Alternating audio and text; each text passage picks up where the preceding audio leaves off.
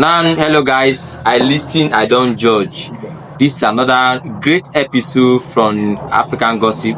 It's your presenter, Dan Gabriel. So today I'll be bringing you a great information from the US President, His Excellency Donald Trump. And I want every one of you to listen carefully to this information.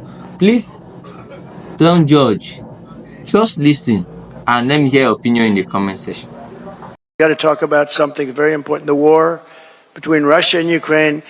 People are being killed, mostly young men, mostly Russian and Ukrainian men, at levels you've never seen before. Thousands of people a week. And I've spoken to President Putin, and I think that thing is going to end, but it's got to end. It's a horrible, horrible thing to watch. I'm dealing with President Zelensky. I'm dealing with President Putin. I'm trying to get the money back that, or secured, because, Europe has given $100 billion. The United States has given $350 billion because we had a stupid, incompetent president and administration. 350. But here's worse. Europe gave it in the form of a loan. They get their money back. We gave it in the form of nothing, so I want them to give us something for all of the money that we put up, and I'm going to try and get the war settled, and I'm going to try and get all that death ended.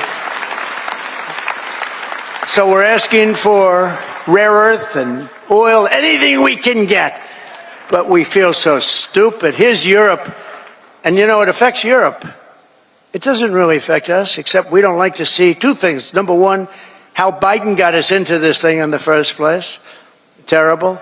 But why is it that he didn't ask for equalization? Europe should put up more money than us. But even if you said the same thing, how come we went so far out front? And he didn't know that Europe gets his money back. They did it in the form of a loan. We don't get our money back. We get nothing. So we're getting our money back. We're going to get our money back because it's not fair. It's just not fair.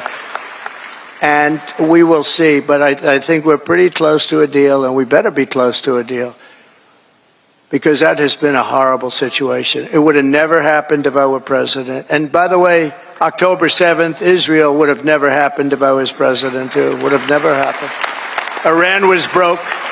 They had no money for Hamas or Hezbollah. They had no money to give. Everybody knows that. Jewish people in the audience know that. Iran was broke. They were not giving money around.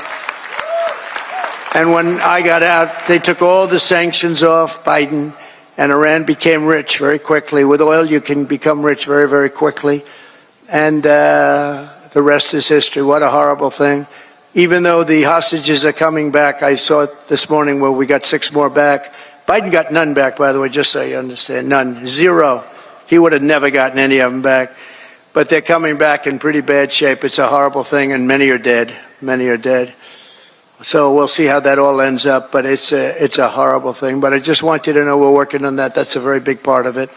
And I don't like talking about it because we're in the middle of negotiations, but it's a very, very sad, would have never happened.